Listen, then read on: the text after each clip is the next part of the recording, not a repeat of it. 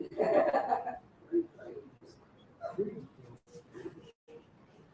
so we're gonna. How you doing? Come on in.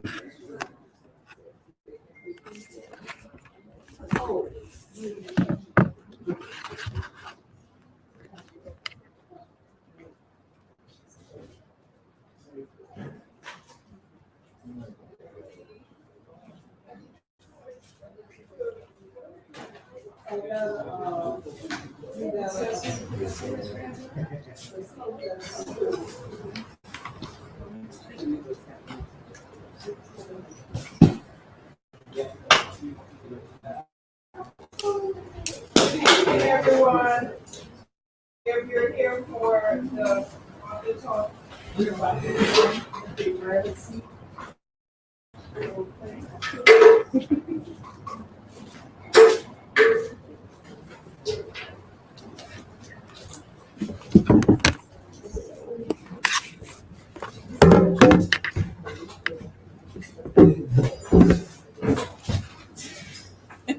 We have some upfront.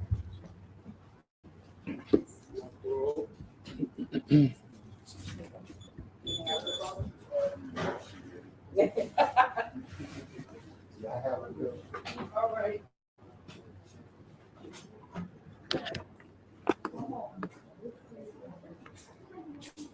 Oh, hi everybody. Good evening and welcome to Community Book Center. Community Book Center is pleased and honored to be associated with this year's American Studies Association Conference, which is being held at the Hilton Hotel here in New Orleans. There are a lot of scholars, writers, professors, everyone in American Studies present at this conference. And we are so fortunate this evening to have Associate Professor of History at Johns Hopkins, our sister, our friend, Jessica Marie Johnson, author of Wicked Flesh, Black Women, Intimacy, and Freedom in the Atlantic World. And here, our sister has done extensive research, which delves into African women throughout the diaspora, how they have struggled for their freedom, and not only just their physical freedom, but freedom over their bodies. And so without any further ado, we're going to introduce to you Sister Jessica Marie Johnson.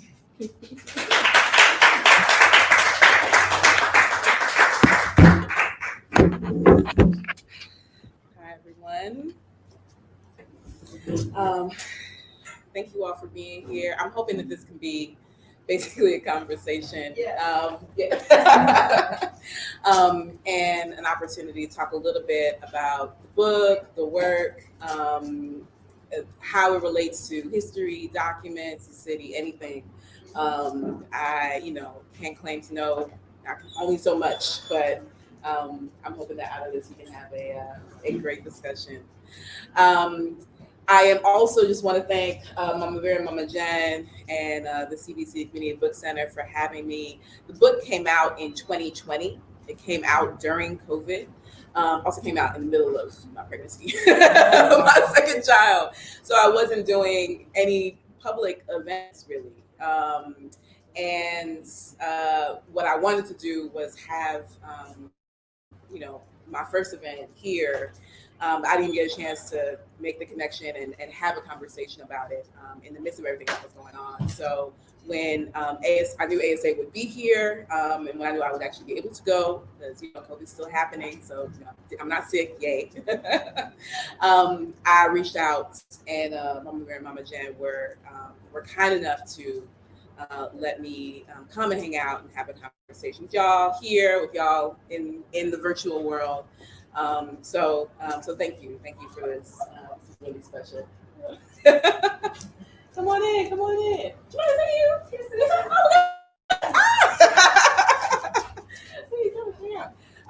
So what I want to do is talk a little bit about sort of how the book came to be.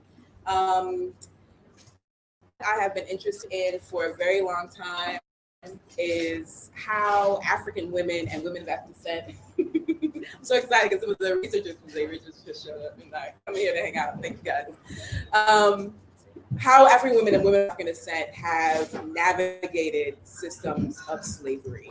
And so this is an interest that I think hopefully is near and dear to all of us, but it's really about how are Black women really central to communities of Black people across the diaspora surviving.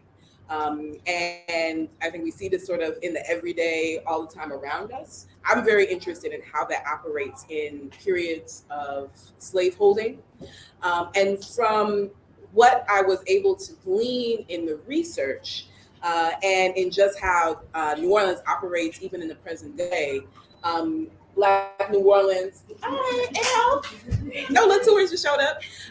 Black New Orleans has been absolutely central to how Black people have survived, to creating a template for survival, for creating models for understanding how to navigate systems of oppression, systems of enclosure, systems of containment, including slavery, but all the way up to now prison industrial complex, petrochemical control, all of this.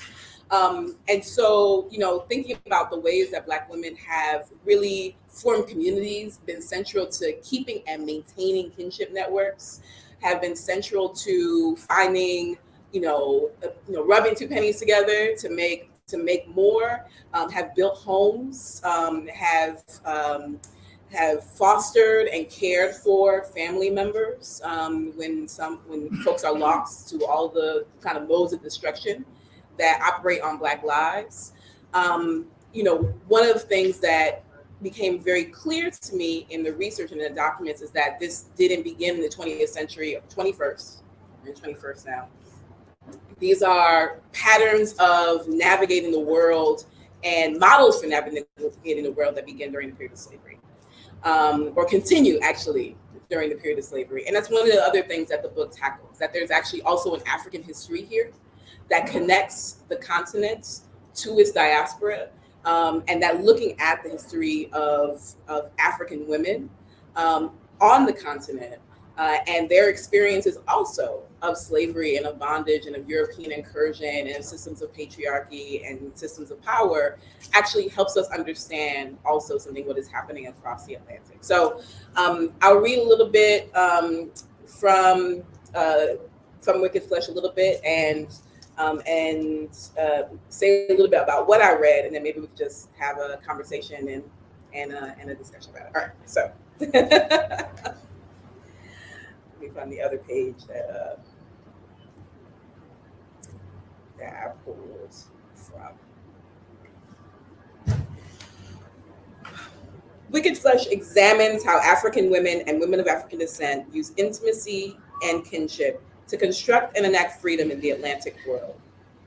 Over the course of the 18th century, women of African descent who were not enslaved acquired property and social status in Africa and the Americas.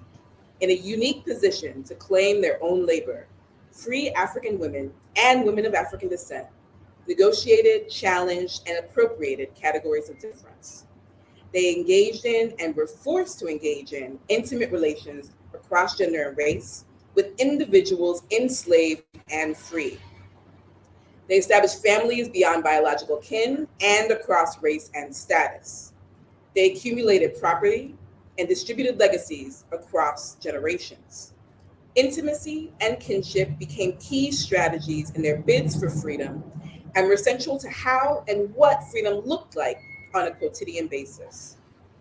Using the history of Black women in New Orleans as a lens for exploring Black women's experiences across the Atlantic world, from coastal Senegal to French Saint-Domingue, from Spanish Cuba to the swampy outposts of the US Gulf Coast, Wicked Flesh argues that African women and women of African descent endowed free status with meaning through an active, aggressive, and sometimes unsuccessful intimate and kinship practice. Their stories, both in their successes and failures, outline a practice of freedom that would shape the city that emerged on the shores of the Mississippi and lay the groundwork for the emancipation struggles and tensions of the 19th century. So intimacy and kinship become these really key ways, I think, of looking at how Black women are engaging the world. So there's a few reasons for that. One is probably really obvious, right? So there's part of secular intervention. There's freedom. There's status follows the womb, right? So that whatever children enslaved women are having are, if they are enslaved, they're consigned to slavery. If they're free, they're consigned to freedom.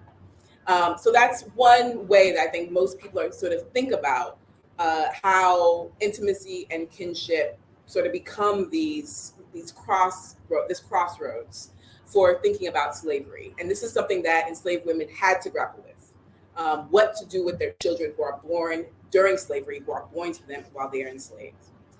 But there are other ways that intimacy and kinship operate on the lives of Black women as the period of slavery is developing. They are seen as, and this goes to some of the title, which I'm happy to talk about later, they're seen as licentious. They're seen as debauched. These are actual words that are used in the documents that slave owners, colonial officials, imperial officials use for African women. They're considered wicked.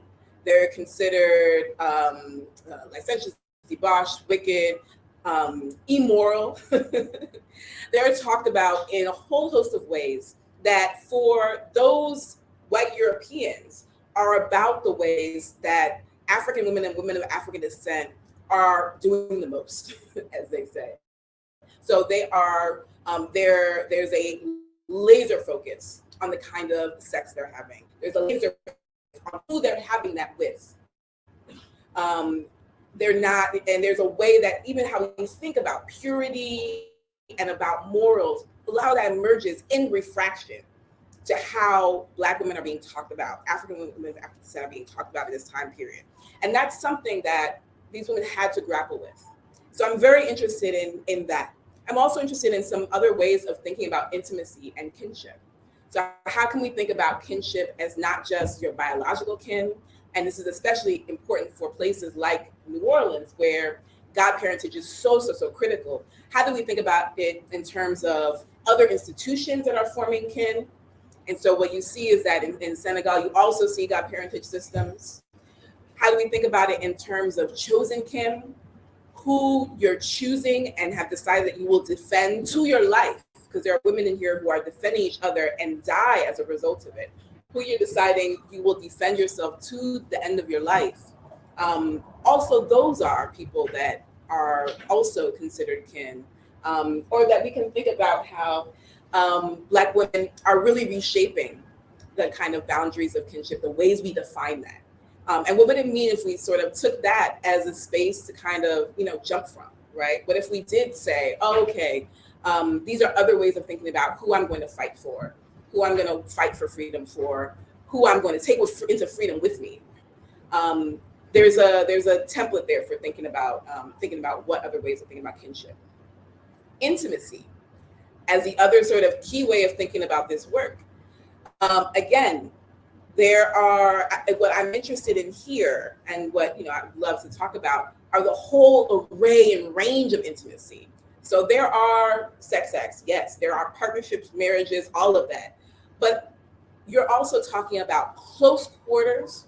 You're talking about women, and not just women, but men, children who are, because of slavery, forced to labor on people's bodies, forced to engage in medical work. And you think about a time period, you don't have washers and dryers. So you're talking about very intimate, bloody, messy, smelly, fluid-filled work of caretaking, of taking care of people who are ill, people who are in fights, who are bleeding. So what would it mean to think about intimate work as not just sex acts, but also about people you are engaged in the most carnal, close quarters ways possible? And how does that reshape or shape how you claim them as kin?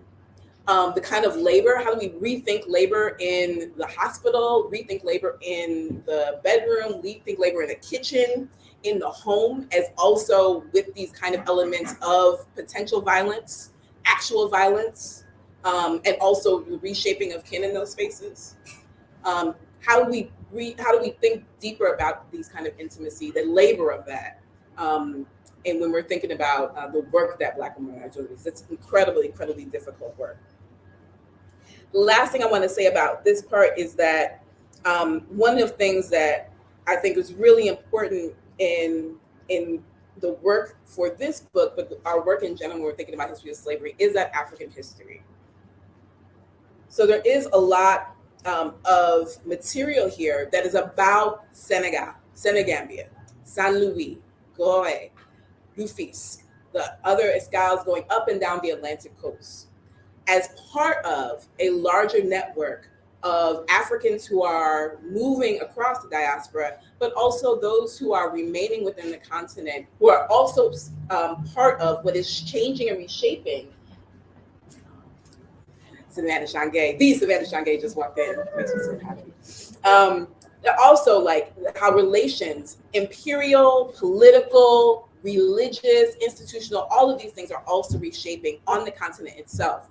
So you have African women at Saint Louis, at Gorée, who themselves are engaging in slaveholding, who themselves are part of and or forced to be in partnerships with French who are at these same outposts, French men, and who are then making demands about what they're owed in these relationships, in these violences, in these complicated networks of kinship and community.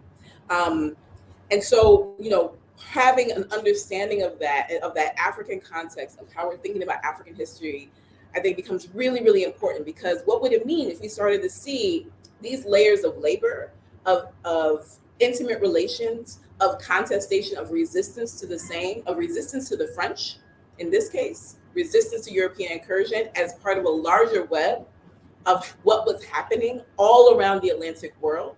And what would it mean if we saw Black women, and clearly I'm using Black as a broad category for African and African descent, as actually really central to that, and really central to kind of navigating and contesting European power at every point that it came in. So I'll do another reading.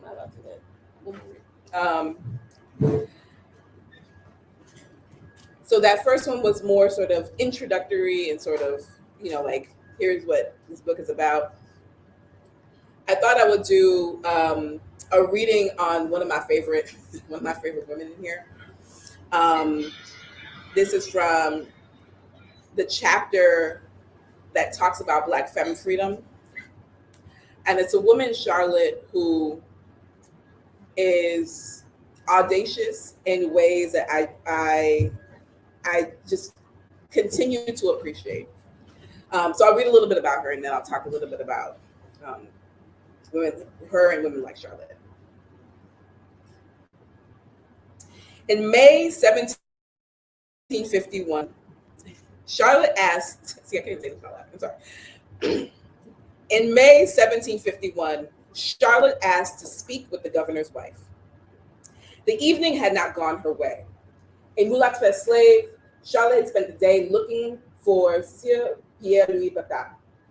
Bata, recently arrived from Martinique and captain of the ship, the Elizabeth, had promised Charlotte that he would be able to arrange an audience with the wife of the governor, Madame de Vaudreuil. When Bata sent her word that the audience had been permitted, she rushed to his home to find him. Charlotte waited in his home through the early morning hours and into the evening. Bata, however, never appeared. Now Charlotte had run out of options. A platoon sent by her owner dropped by to inspect the home. With the help of one of Bata's compatriots, Charlotte hid in the absent mariner's bedroom beneath some mosquito netting, but a second investigation of the home found her out. Now she stood before the soldiers on the brink of arrest, a girl about 17 years old and a runaway slave.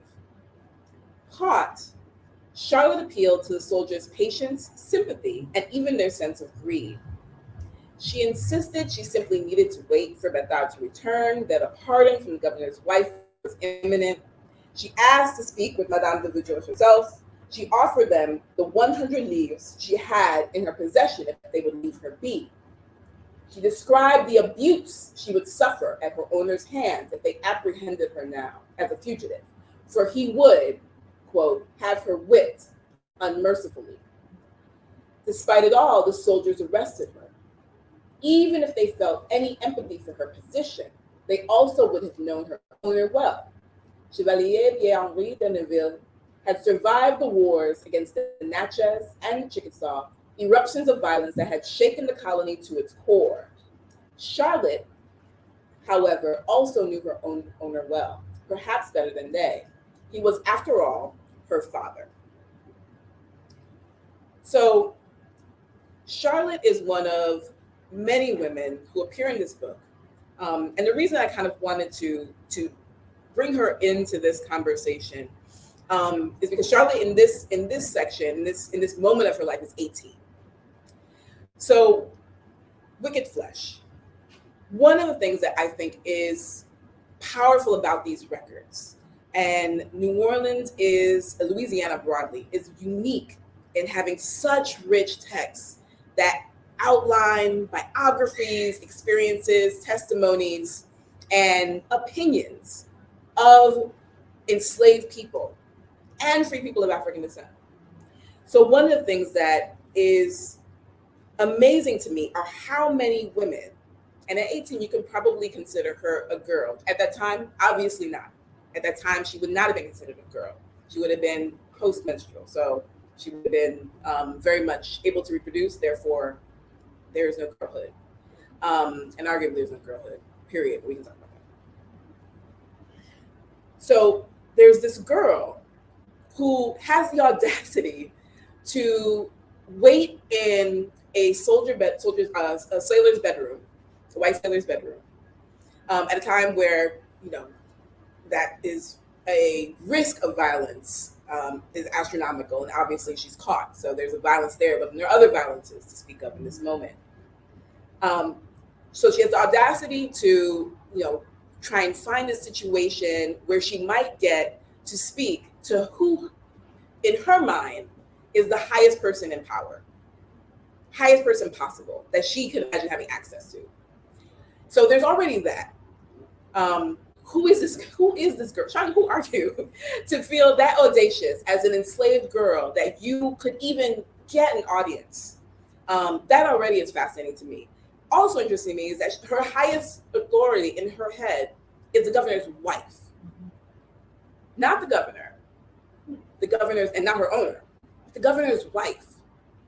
So for me, and that's not something like, as a historian, you can only say so much about these documents, but we're here together, we're family, so it's fine.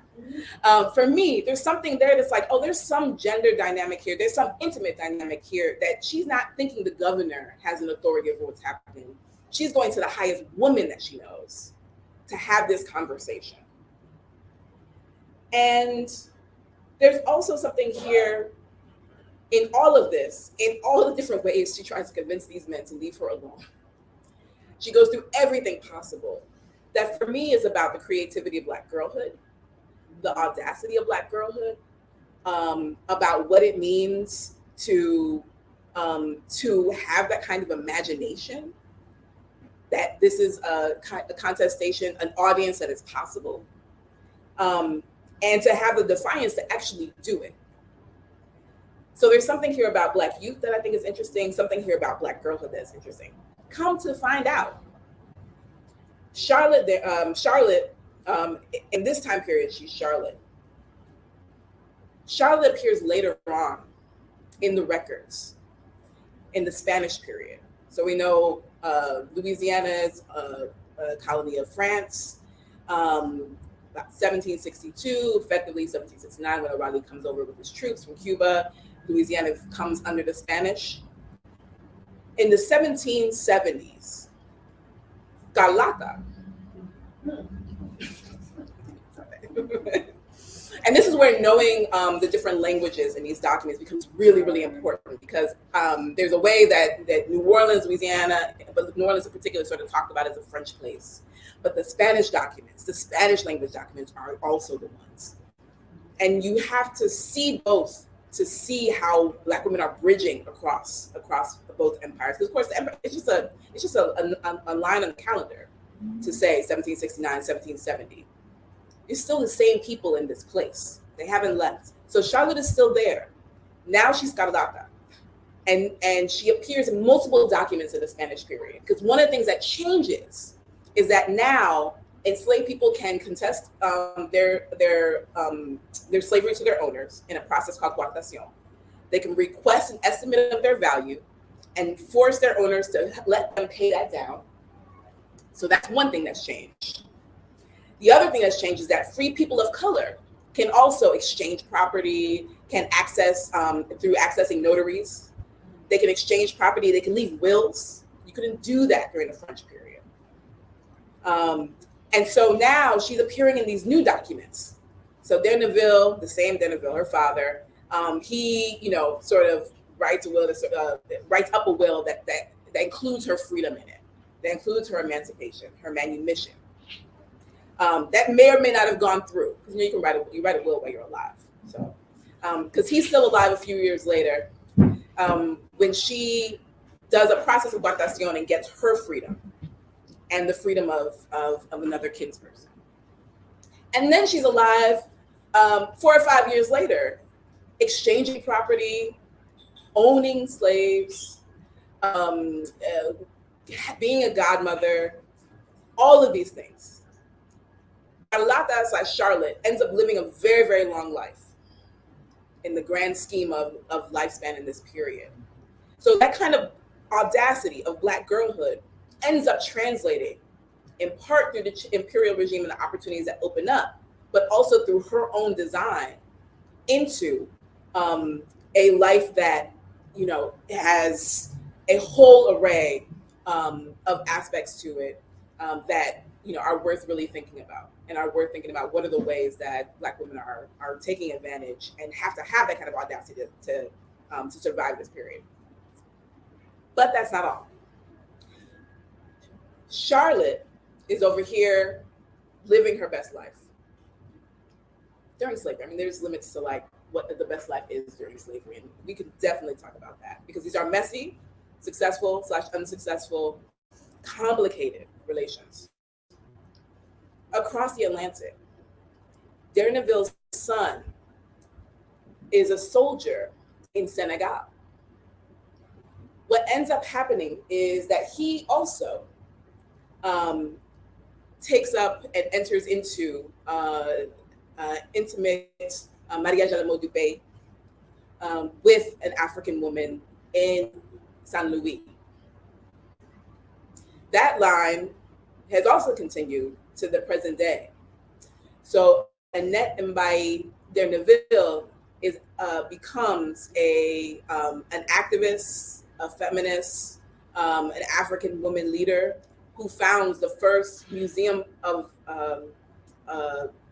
African women at Gorée, and that museum exists today.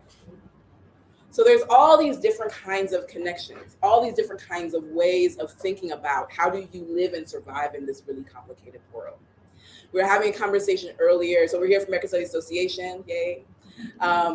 We're having a conversation earlier about what it means to kind of understand the experiences of enslaved women, of African women in a period of European incursion. What does it mean to kind of grapple with that, right? And one of the things I said there was that for me, I want to understand how Black women are thinking about their world. For me, that is immense, to understand and to take seriously Black women as theorists, as scholars, as having an opinion about the world that's happening around them. That for me does not mean, I'll say it like I said there, because y'all heard it there. I do not feel I have the capacity to judge them. I find that to be an act of hubris that I am not capable of,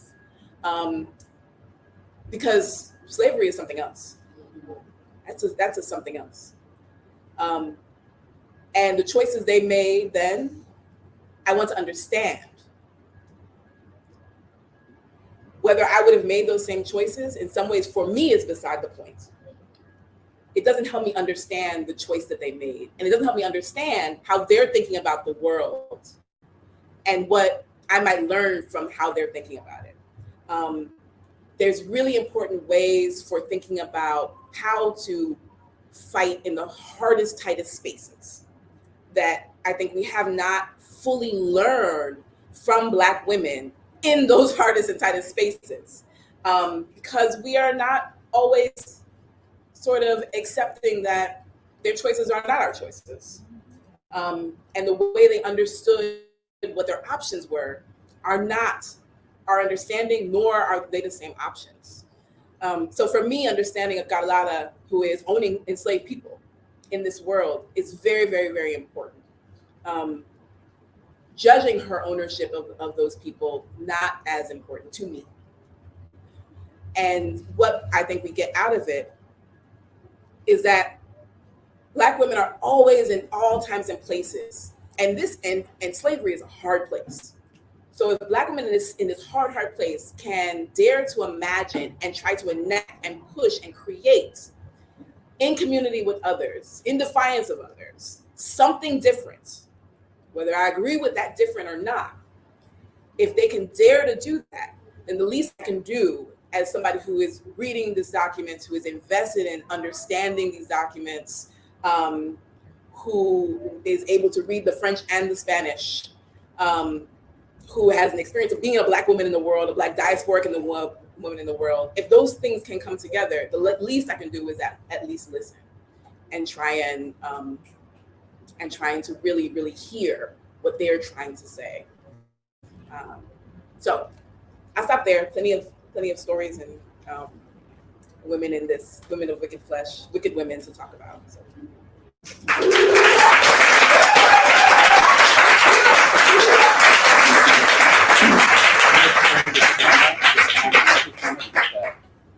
Sure. Continue.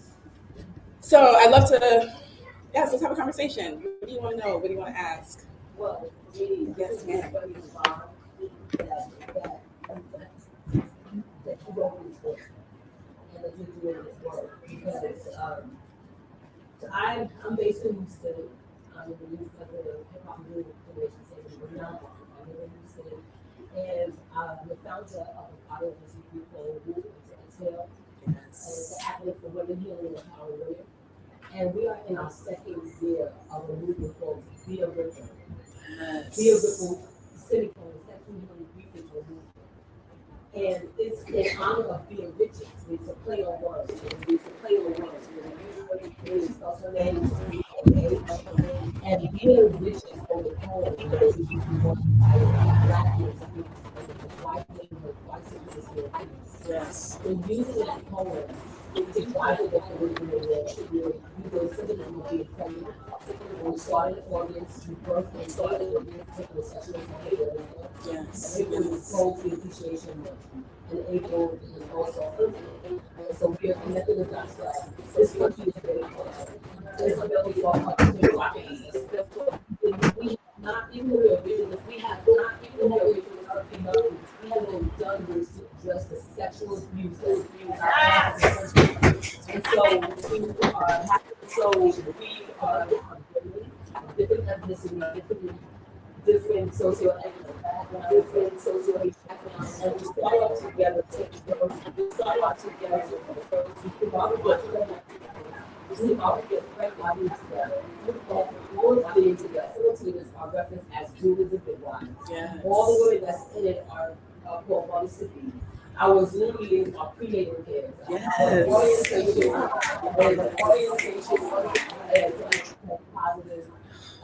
And we birthed in April, it's a 2-day birth. We birthed in Galveston to go by the words, right? To honor what happened in Galveston in terms of Juneteenth. That's right. And Juneteenth happened in 1865. I was born in 1965. I was big for just 100 years after Juneteenth. Yes. I didn't know what Juneteenth was until I went to college in Houston and Queens. And there's a neighbor across the street from her. She's 102. So every time I see her, she represents my distance from Juneteenth. of being born. And they don't create as though it happened so long ago. It's like, yo, we just missed this battle. Do you hear me? Like literally just missed being raped. Yeah, I have a 12-year-old, I have a 16-year-old. It really it drives it home to me looking at my daughters who got their moonshine at 11. And I imagine they would be pregnant, right? They would have been, but they had, how many babies they had not by now? At 16 and 12, because they got their moonshine on, right? That's right. So one of the things we're looking to do is we're going to birth seven babies. We're going to birth sisterhood, because sisterhood is not going to be because of the rape that happened. And in terms of the cultural ways that it affected us as women, the way it affected us internally, the way we internalize things, colorism, the issues around it, it's so weird. And then we have a very dysfunctional relationship to our sexuality. We're either not being made love to at all or we're jumping like this. It's like, okay, I want my children to be able to have a healthy relationship to their sexuality. And I want to be able to talk about sexual abuse. My daughter, who is the youngest is 12, she was violated when she was 5 years old by a 14-year-old boy. Okay? And we don't want to talk about how rampant sexual abuse is, how rampant rape, molestation, and incest is, and how much it affects us when we are afraid to be on our voices about it because of the shame, the silence, and all secrets, and all that allows it to continue to perpetuate itself. So we're here to do this work to be a ripple sexual abuse movement until we eradicate sexual abuse on a global level. On a global level. And so we're using your book system. This is not with the ancestors. I came here for an ancestor festival at 2020 past, and the book owner was here with us just today in Algiers. So this is nothing but the ancestors. I came to my sister, my cousin was in here, so I ran in here, and so so I was like, oh, well, you would have been here, and then there's nothing but ancestors work. Our readings and videos and things that we use for the 9 months, we call it prenatal vitamins. So that book is going to be about prenatal vitamins to be using for this week. And I'm looking forward to talking to you more and figuring out how we can. And be a ripple work, holla at me.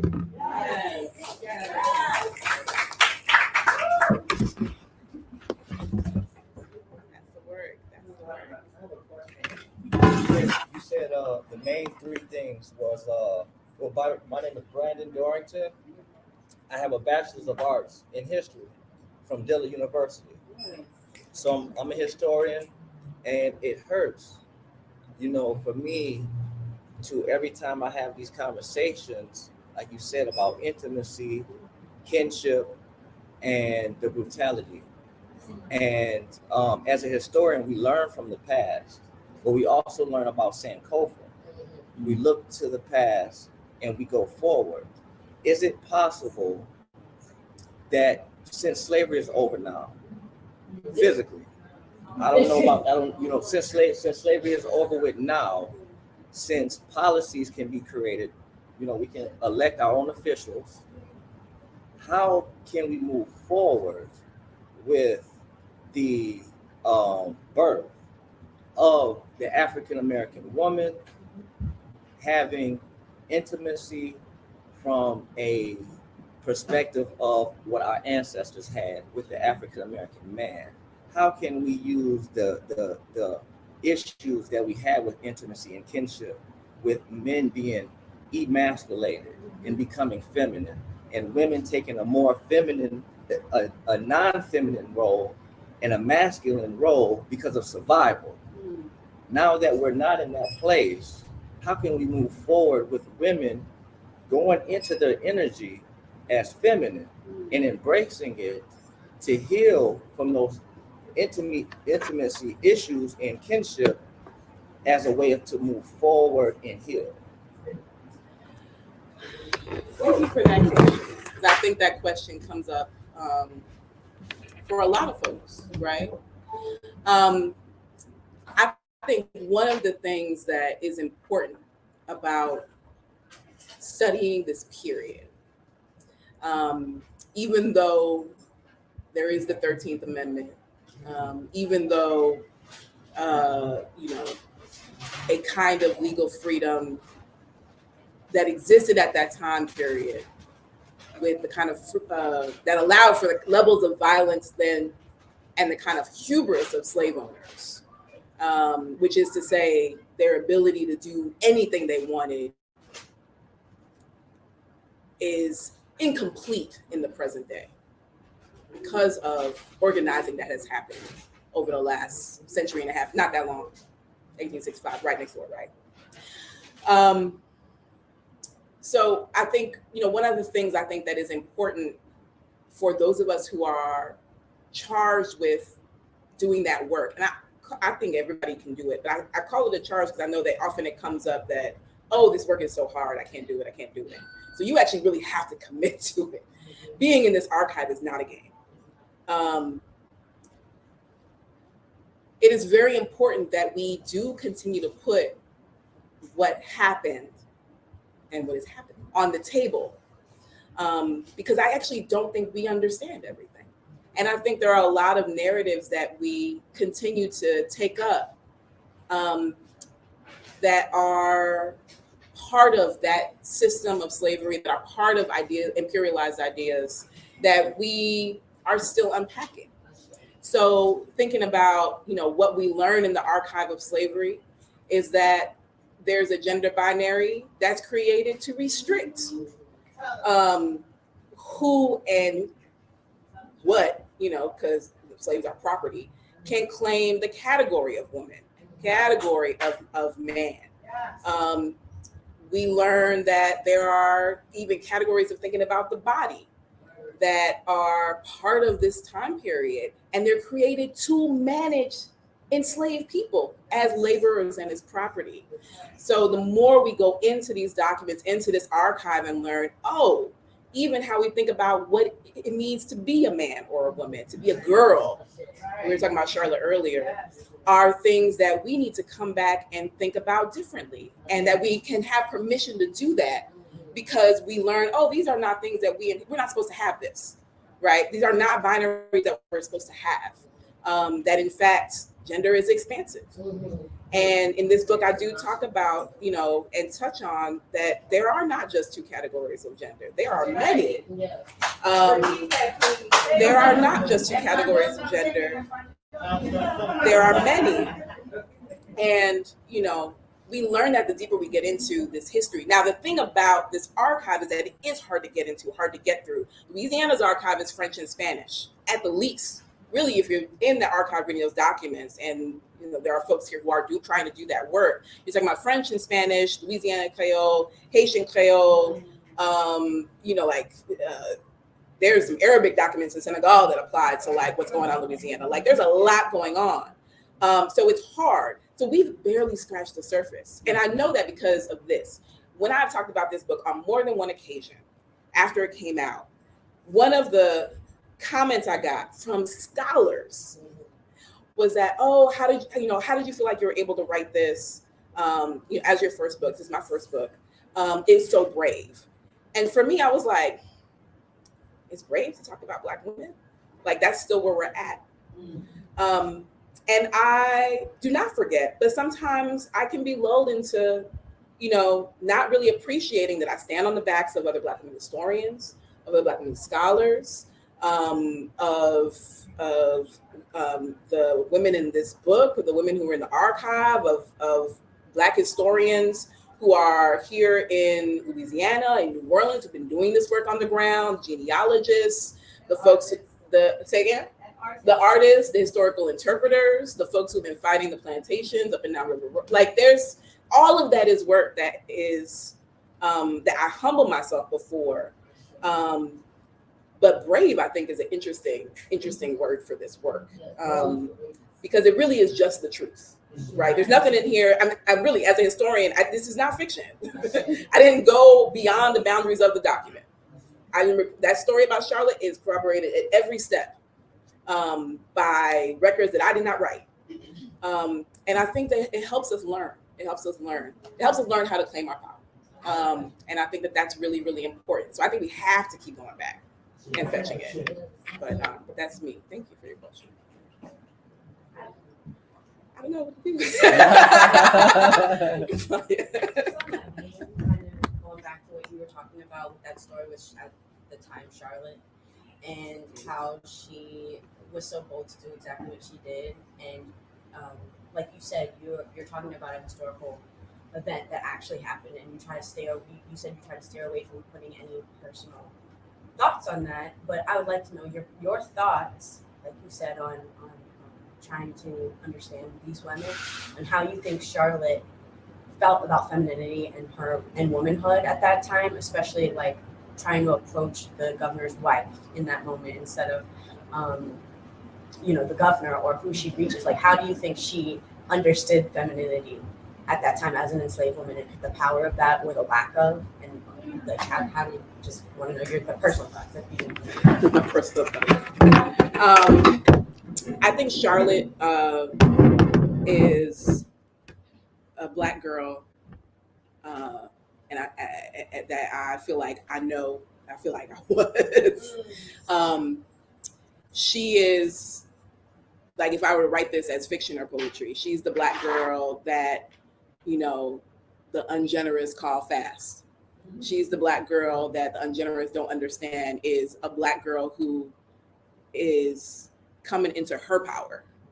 And that includes coming into her understanding intimacy, her understanding of her sexuality, her understanding of what flirting can do, of what sort of, teasing these boys can do. For her, I think there is something there to that. And in that, I think there's something instructive about what she understood the capital of her intimate labor could be in a slaveholding regime.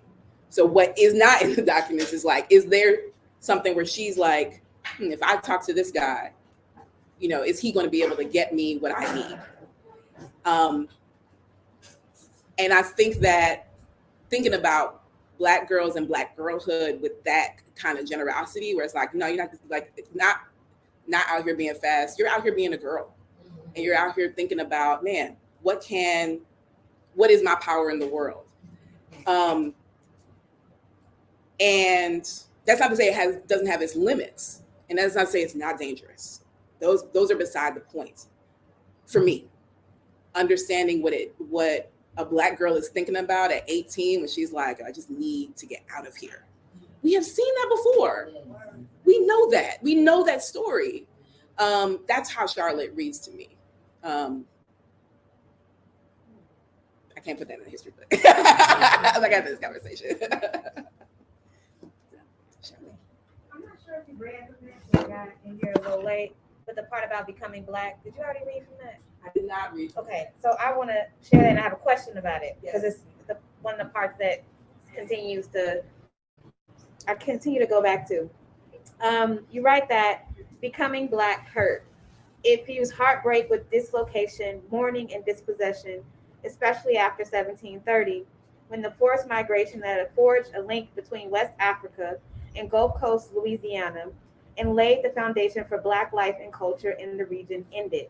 Becoming Black also healed, as women, children, and men cast nets of chosen kin, community, and relation across, over, and around each other. And I just think I think when I read that, it felt bold of you to say in this moment of Black studies to me, to both theorize. And I think this, as much as it's a history book, it is also a book that offers very sound critical theory. And a theory of Blackness. But I would love to hear from you what theories of Blackness did you use in developing, or what theories of Blackness undergird or the foundation of this book, and perhaps what might it offer in the many between what is so-called optimist and pessimist, and all in between debates about Blackness, Black life, Black death, and Black studies today. Thank you. So the title of the book is Wicked Flesh. Can't say flesh without talking about Horton Spillers these days, for sure. Mama's Baby, Papa's Maybe, an American grammar book. That's the grammar. But the book is very much also informed by Cynthia Hartman's work, both critical fabulation and though it came out, I didn't have time to incorporate it, but Wayward Lives. And in fact, there's a last section of Lose Your Mother, her second book. And in fact, we're doing an event with Hartman, dslprojects.org/events. Go check that out. That's next week. There's a section in Lose Your Mother at the very end. And a lot of the arc of Lose Your Mother is about her engagement with Ghana, right? Like with being African American and going back to the continent, and the connections and disconnections and their relationship on the continent refracted through Ghana and Elmina Castle and Cape Coast Castle to slavery, because it's a different conversation. There's a section in there at the very end where it's two girls jumping rope, and the song is about the kinfolk who have been lost across the Atlantic, but calling them back. I always think about that a lot.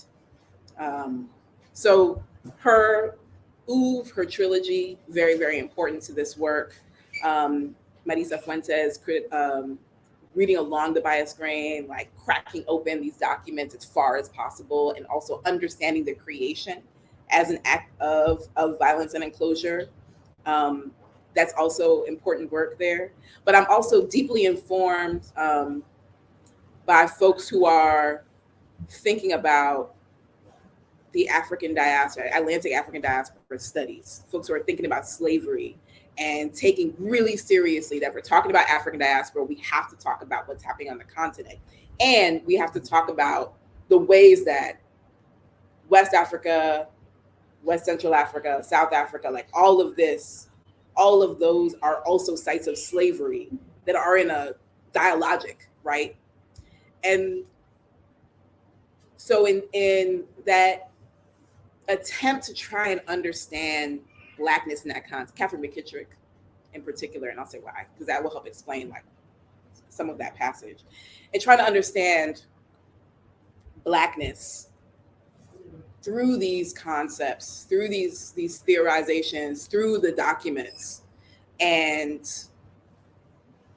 African diaspora studies also centering the continent.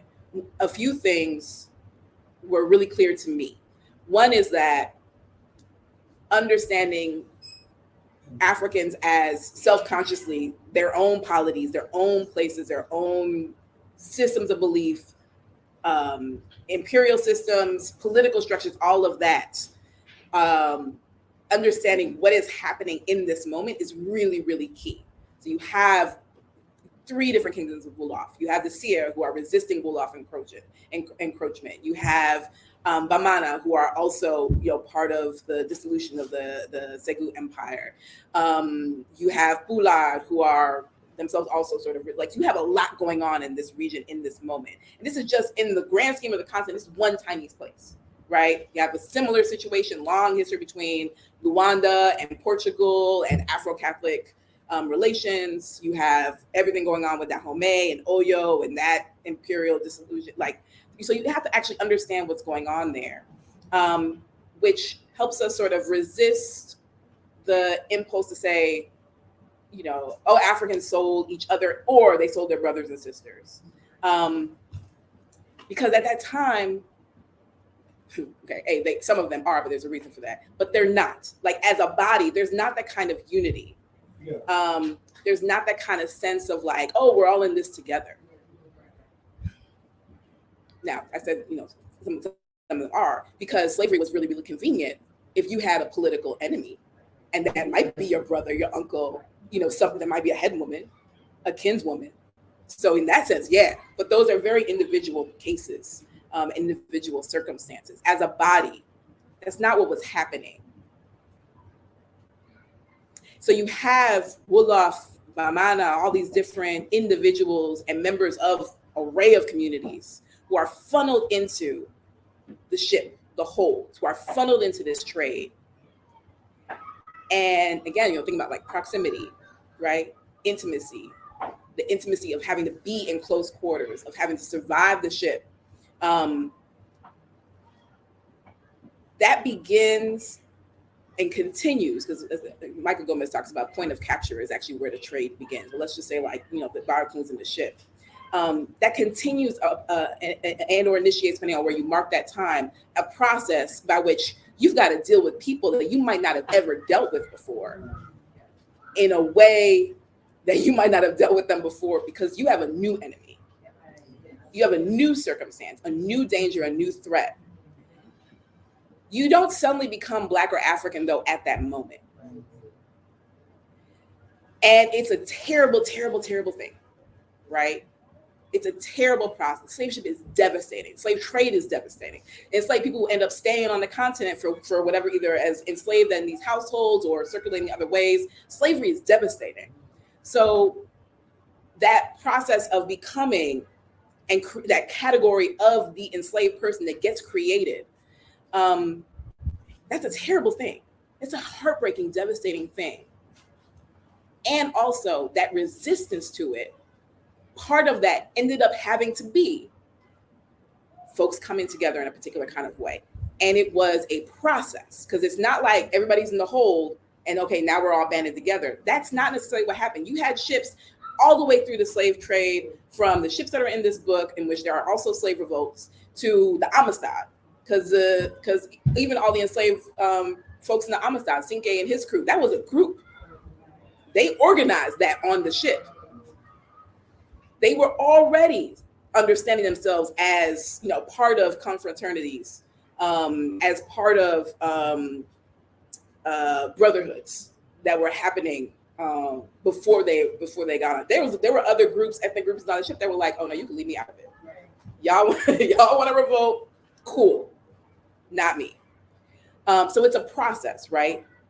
And so what we see, because the slave trade in Louisiana is so specific and documented, because it is got such a massive concentration from one region broadly of West African coast, because it's such a concentrated time period, we're able to kind of have a sense and understanding of some of this process of seeing the ways that Bamana get here and group together and become some of the most resistive enslaved people here in Louisiana.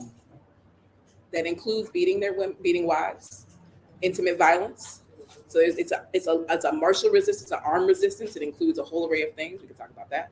So we can see how that comes together. We can see MENA associations coming together and themselves plotting slave revolt.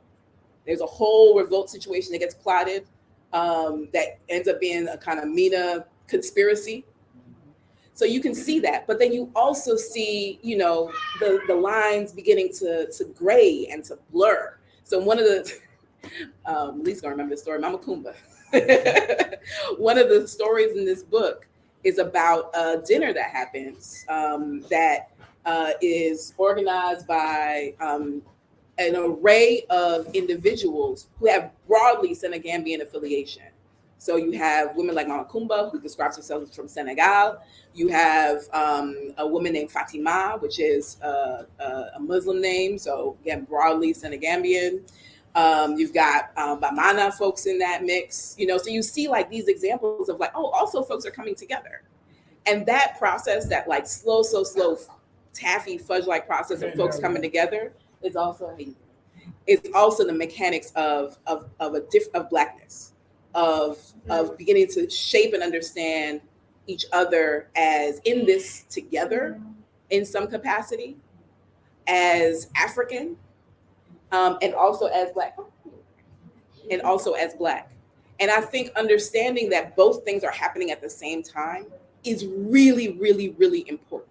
That it's never actually just subjection and degradation without some other kind of contestation or resistance. And that these two are not dialogic, but they do have a relationship that means that our Blackness is not just, you know, the inhumanity of what has happened to us and what we're experiencing and what our legal category represents in the world. It is our actual Blackness. Like, to be Black also means to resist. To be Black is also a radical practice. It's also a kinship practice. It's also a deep loving practice. And that's Catherine McKittrick is the one coming to mind. In Dear Science, talking about like to be Black is a work, it's a labor. And I think that's really, really important, because then when you circle back around, going back to that, those two girls jumping rope, they're calling their kin back. They're claiming kin. They're claiming the diaspora as kin. That's powerful to me. And that's a transition that is not something we should thank slavery for.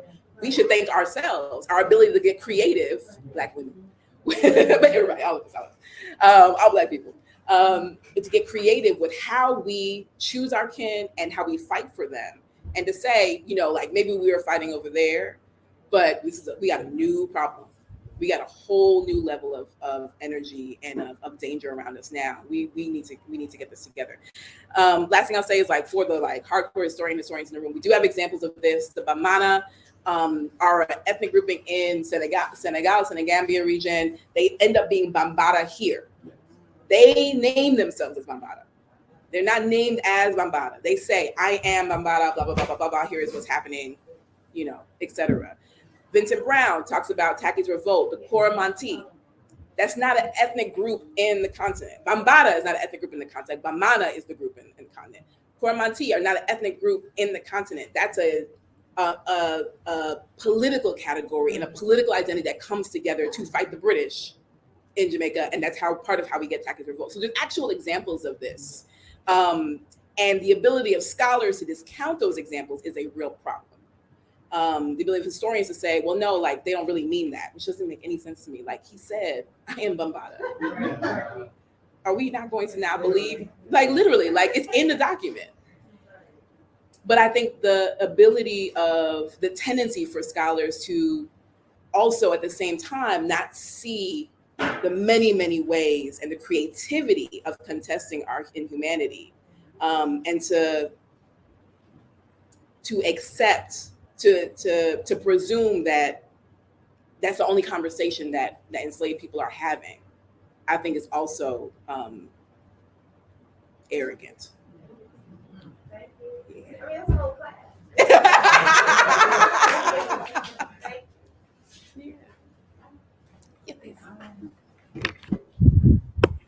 With this, I think with the parts of it that I've covered, for me, brought up a lot of things.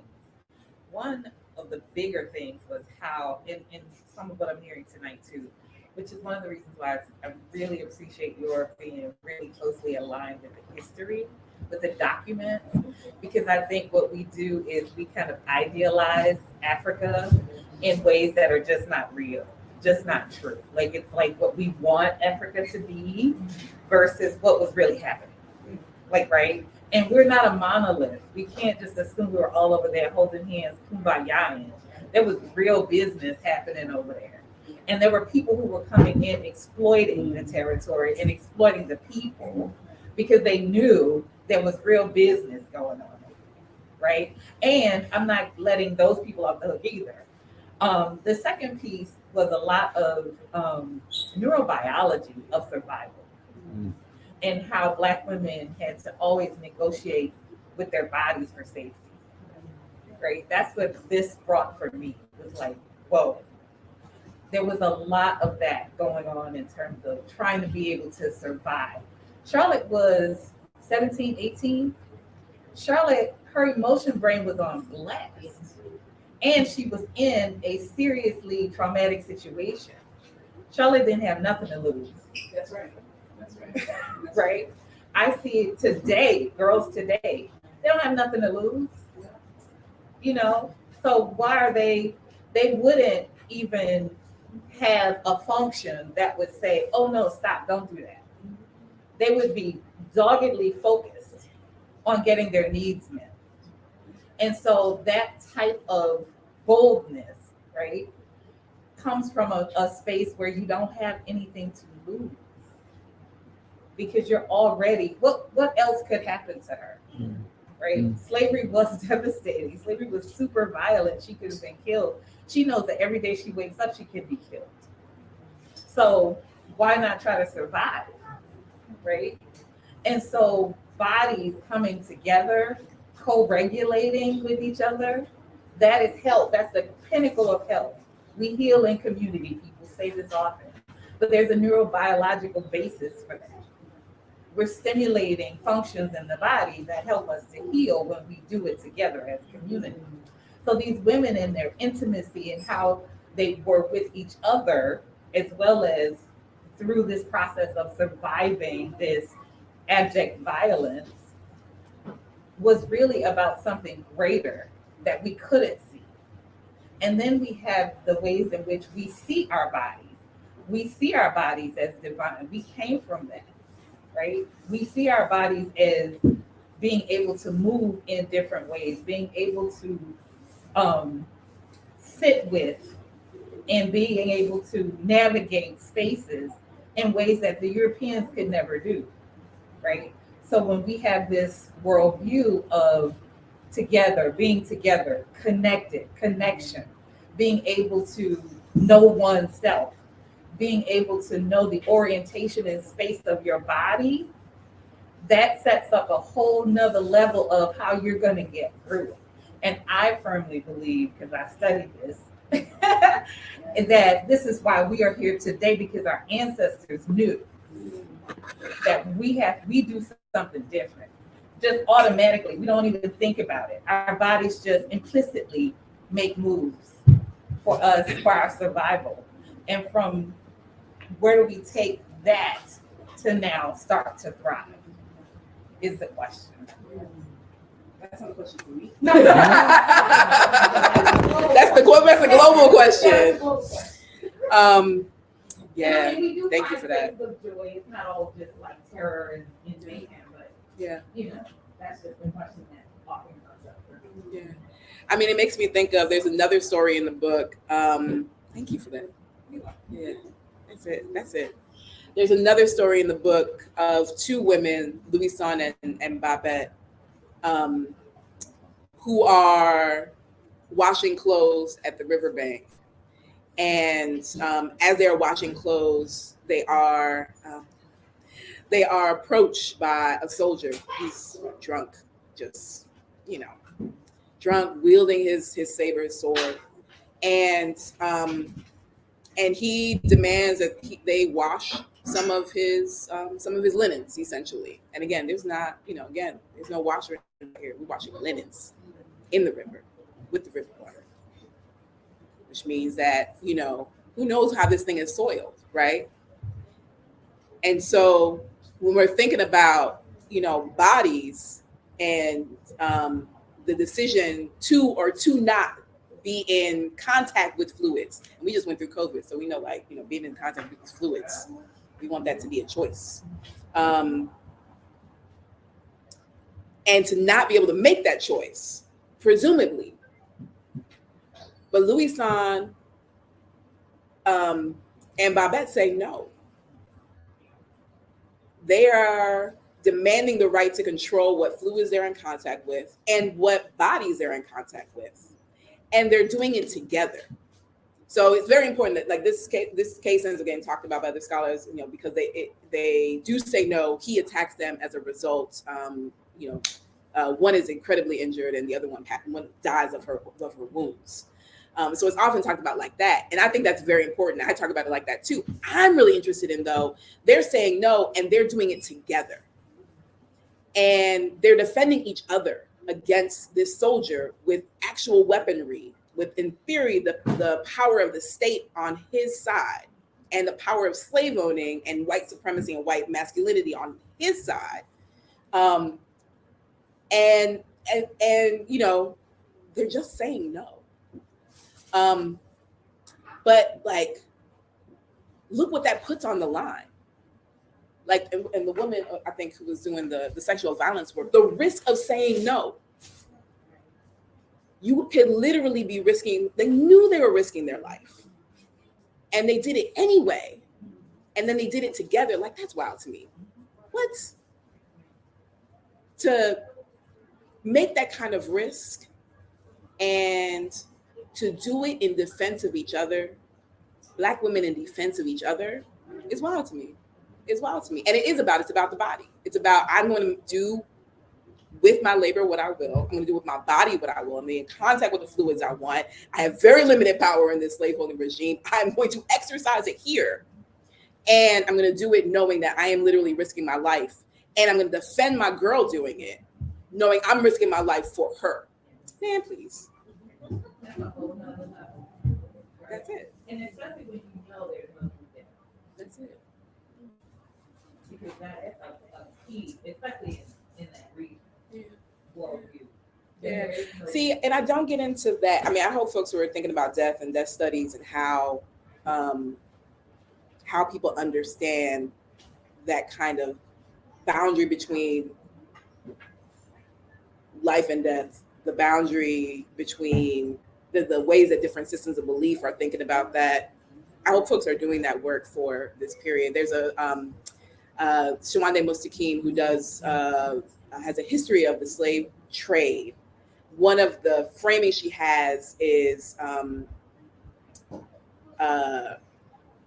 suicide as marronage, to describe those who are jumping from the ship or who are positioning themselves for such extreme punishment that they essentially will be killed by that kind of punishment. So being like the punishment that goes along with keel hauling you're not surviving that for the most part. It's murder. And she's like, not because, Killmonger said, that's such a great way to resist. That's not it. Or that's not only it. But she's proposing that because she's like, there's actually different ways of thinking about death that we're not understanding because we're approaching this from the American side looking out. What if we looked at it from the different range? And they're all different. Like, it's not to say that they're all the same, but how do we appreciate there's actually not only one way of thinking about time. There's not one way of thinking about life and death. And if we, and do that deep study, like, all right, so these ships are coming from this place. How do we understand what is happening in this place? Benin has a different way of thinking about death than Senegal. If you are out of Islamic cultures, different ways of thinking about death than if you're out of other, we need to do that work. Scholars. We have young scholars here. Xavier University in the house. It seems like the intimacy issues that African American experience, particularly in slavery, it seems like the opposing institution would be marriage. So just according from your book's perspective and just strictly on topic, if these particular African American women or ethnic groups, because people in Africa were not particularly aligned, completely because of the ethnic groups in the different regions, but they all shared the institution of slavery. No matter what background they came from, they shared the institution of slavery. So if they comparatively shared the same institution of marriage, as intimacy goes, would they have felt freer in the intimacy, maybe, doing whatever they did with that particular husband, or in a monogamy or in a polygamy? Would that have produced the same traumatic issues, the same, trauma that we see in our women today? If they were in the institution of marriage, would it be equal to, the same as slavery, or would it probably be different? I'm interested in knowing. I think there's a lot of ways of thinking about that question. One reminds me of another story, sort of along the lines of Louison and Babette, a woman, Taka.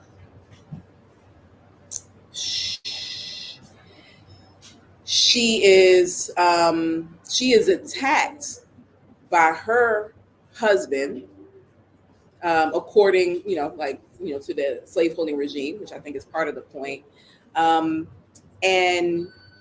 killed by him. And and because she would not make him dinner, actually was the reason. The reason he states is that she had a stick between her legs and I was scared of it. And so one of the things I think that is important for thinking about marriage is that marriage did not save the women in those marriages from a whole array of violences, whether that was slave owners, whether that was like the colonial system, like thinking of this story with the soldier, whether that was their husbands. And then there's also, again, this is what we learned from this period. It is the exercise, it's the workbook, it's the worksheet. We have to deep study it. Is that even marriage, like, it has an array of definitions and an array of workings in practice that, you know, do not cleave to like formal marriage, like legal marriage, do not cleave to Catholic sacramental marriage, and is both, depending on which of those you're operating in, is being used by colonial officials and slave owners as, again, slave management tool, and also being challenged and sort of worked around by African women themselves. So one of the things I mentioned earlier was Mariage à l'amour du pays, marriage in the manner of the country, where free African women at Saint Louis and Gorée in coastal Senegal are formalizing their partnerships, their engagements, their intimate engagements with French men, but they're refusing to do Catholic marriage. They're in heteropatriarchal partnerships. They are blessed by Catholic priests, but or there are Catholic priests involved in the process, but they're not doing the sacraments because they're understanding that to be part of the imposition of French authority upon them. So there's a lot of different ways, I think, of thinking about marriage. There are as many ways of thinking about partnership. And, you know, learning from the work of this period is a way to kind of really challenge everything that we think we know about those things. Put your work in conversation with this moment in repo justice, but to get a little spicier, what would you say that us repo justice practitioners are missing when work like yours is not as readily cited? What are we as what are repo justice practitioners?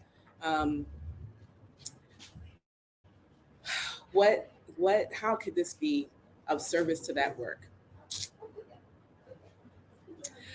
Huh? Oh no, not at all. no. I think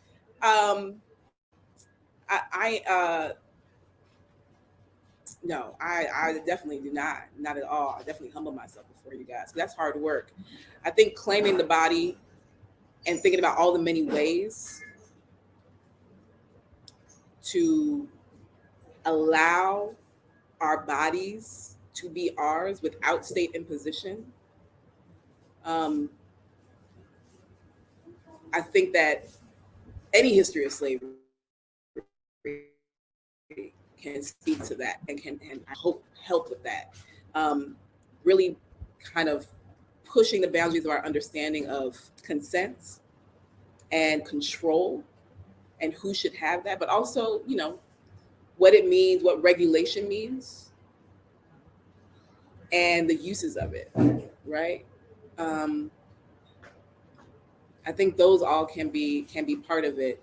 And I don't know, like I learned a lot from enslaved women, from women in these archives about what it means to, what the stakes are for controlling your own body, right? So Louis-San and Babette, the stakes are high. The stakes are actual, like murder and death. But I also learned about how the choices are messy, you know? The choices are, there's not any kind of one choice that is the right one in circumstances like this. And so what would it mean if we did our best, and I'm thinking of like, Jimena Figueroa's work on faithful witnessing, did our best to like really trust that the person around you, next to you, is really doing the best they can. It's a kind of neoliberal judgment that we sort of regurgitate, I think, sometimes even in our own movement making and organizing, where it's like, well, they should have done this, or if this group did that, or if these women did that, these girls did that, then we would be on the path towards freedom or whatever it is. And it's just kind of like, or we could just trust each other, that this is the choice I have to make right now on this thing, whatever that might be. I think histories of slavery teach me that, or that's what I try and learn from histories of slavery. And that's really hard. It's really hard. Yeah. Yes. Dr. Johnson, you said we could talk more about how Charlotte, someone like Charlotte, lives in her girlhood. And so kind of building on your first question, actually, like, what did this archive teach you about the ways definitions of girl, woman, man are emerging out of slavery? Like, what can we learn from this specific, New Orleans archive? But also taking these women seriously, as theorists, like, what theories of gender are you seeing coming from these women? Like, how do you think they would, someone like Charlotte would like to have a dominant?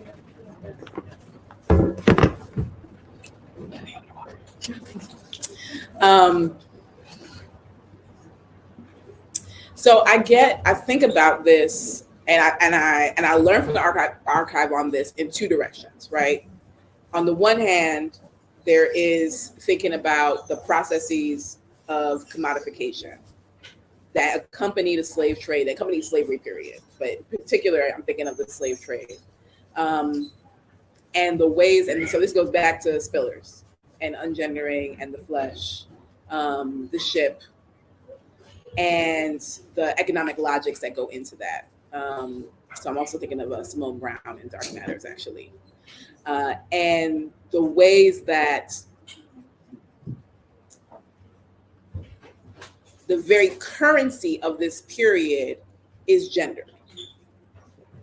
That a gender has to get created that is captive, that is Black, and that is, between 8 and 35 years old, to equal one piastre, which is like the category, which is the word dollar equals piastre. Like, it's not the same thing equivalent, but think of like the currency. And so in one direction, you have categories of gender that are getting created because Europeans have to think of new ways of understanding how to buy and sell enslaved people, period. So a man is 8 to 35 years old, able-bodied, because a man is the thing that you want as currency to labor on your plantation somewhere. Right, no, sorry. One of my students is here. He has currency. I know it's more complicated. I was thinking, I swear. So if we think about like how the commodification process, how those currencies also, among a whole other kinds of discourses, the travel narratives, everything, these same things that are also creating gender. They're trying to reshape how Africans and all of their range of ethnicities or origin stories understand gender in the continent. Spillers is right. An ungendering happens. It's a dismantling, though. It's not as though there's not a gender that doesn't exist, which I think that she would also say, but like, I'm going to speak for her. It's a dismantling and a reorganization of gender so that gender can be claimed by white women, by white men, but genders can also be then commodified and traded on a market of enslaved people. Does that make sense? Exactly. Yeah. So there's that's happening on the one end. And that's going to reshape what everybody is thinking about what genders are doing. But that also means that you don't just have two genders, right? You have all the genders that are happening that are getting generated by different, these different discourses. You have the genders that like white people are, because white people are also debating this. Like they're like white women are, like they want to own enslaved people, they want to have power, they want to not work in the home, they want other people to work for them. So they're like white women are also like having this battle, it just doesn't include us. So you have that's happening there on that level. And the reason I want to preface with that is because in the same way that Black is getting is a breaking and also a kind of resistance and recreating, gender is also doing that same thing. And they're doing that thing together in a kind of matrix of relationships. So each is responding to each other. So you have folks like Charlotte, who maybe is not actually understanding herself as a girl. In my head, I'm thinking of her as a girl. And I want to appreciate that she's young. That 18 years on the planet is actually not a long time. Is also developmental, right? Like I want to appreciate that because those are sort of facts of biology and in time and space. But I can't say that she understands herself as a girl. Because that Right. You're a woman. Exactly. I also, to kind of come back around to Taka, I also think there's something interesting in thinking about, what are the ways that I just think the ways of thinking about yourself in relation to gender get really expansive and interesting. So you have Taka, who's killed by her husband Baraka. And part of his challenge to her, the threat that he had was his concern, what set him off was that what he said was that she wouldn't make him dinner. What actually set him off is two things. She was having an affair with another enslaved man, and she had a stick between her legs, so she's holding on to a stick. And I love this because all of those things together, in theory, are a recipe of what being a woman is. You're subordinate to your husband. You make the dinner. You labor in the home, regardless of what they want and when. You are pure to your husband, and you submit. You don't physically fight back. And so, in theory, everything that she's doing makes her not a woman. So that is interesting to me. And I'm like, I understand herself as a woman. Is that how she's thinking about herself in the world? Do you think Charlotte was, if she hadn't had those experiences that she had, being on the plantation or being in slavery, she wouldn't have embraced feminism? Or if she hadn't had to have challenges with intimacy, would she have adopted the ideology of feminism? And if she hadn't had to go through if she had have had more opportunity to choose, based on her intimate experiences, would she have adopted feminism? I think all of the women in this book are women who are fighting for their lives. And I think at its base level, that's what feminism is. I know that there are many debates about what word we use. And I think those are important debates because they're about how we mobilize, how we share resources, all of that. I think all of that's important. I'm talking about at its very base level. I think all of them are fighting for their lives. So, for me, to kind of link these together, I think there are a lot of different ways of challenging those the currency of gender that is trying to get ascribed on these individuals. And I think that there can be no assumptions when we're going in this archive. When we're looking in the register and it says, man, woman, nécléon, just a child, and whatever else, there's a whole category for adolescent when you're on the Senegal side. you know, we can know that slave owners, slave owning officials, traders had an understanding of how they were organizing individuals. And then when we get to stories like Charlotte, or we get to Taka, or we get to, you know, other folks, there's another individual, Francisque, who is, you know, running around the drumming dances with scarves and ostentatious, and he's also seducing the women. So the men complain, and they actually take it before the French Superior Council, as you know, to punish him. They're like, he's doing a lot in our community. Francis was out here. He was just, you know, he was fabulous. He was out here doing his thing. Right. You know, like, so I think that those like, when we begin to read those, like, what can that open up for how we're categorizing things like that? So that's what I'm thinking about. Okay, one more. Malik. One, and then we got the. First, I want to say thank you. Even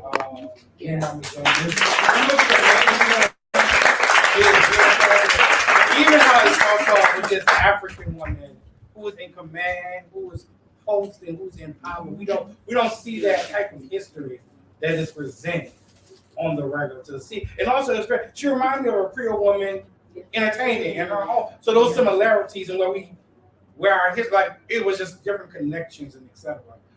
Also dispelling these historical normatives about African women and Black women, particularly in New Orleans culture, because Black women are the foundation of Black New Orleans.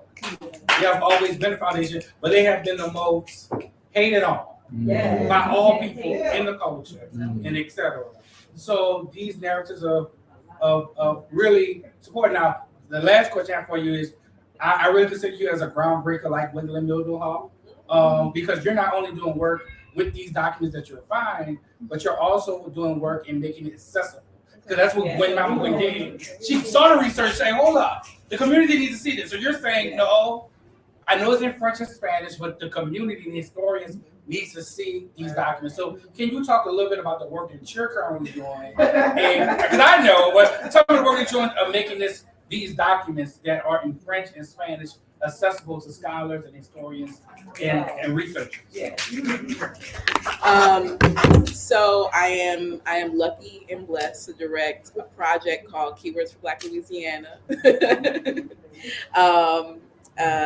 It is a collective of folks, researchers, some of whom are here, who are looking at the documents in the French and the Spanish, working to transcribe them and translate them and make them available online.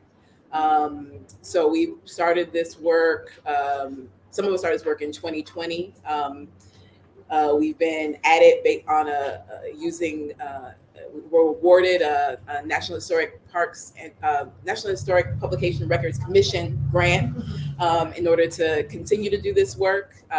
We're able to have conversations with community folks who are Black public historians, like Malik, and we are really trying to create something and make them available in a way that is accessible to the community, to the Black community, to descendants here in Louisiana.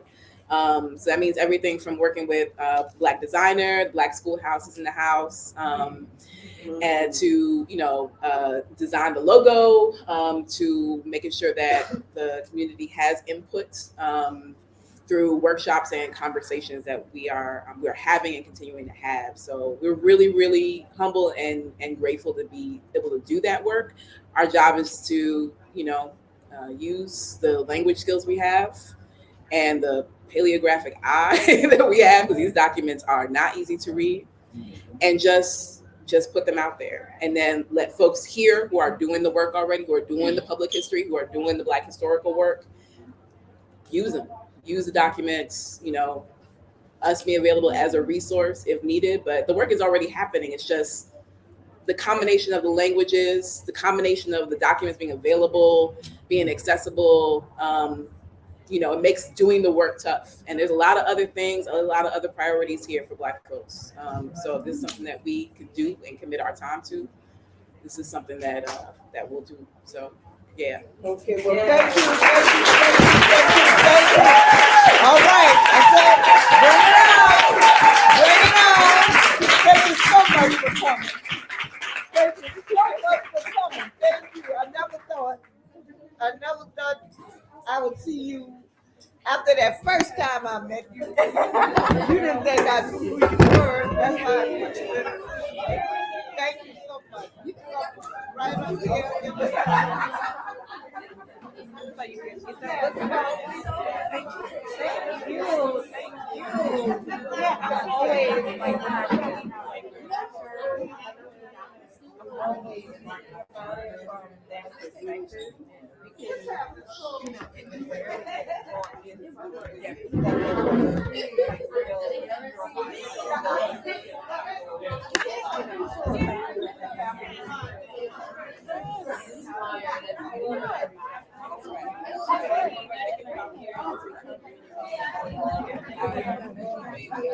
Amazing. Love this book. This is my book. We were 18.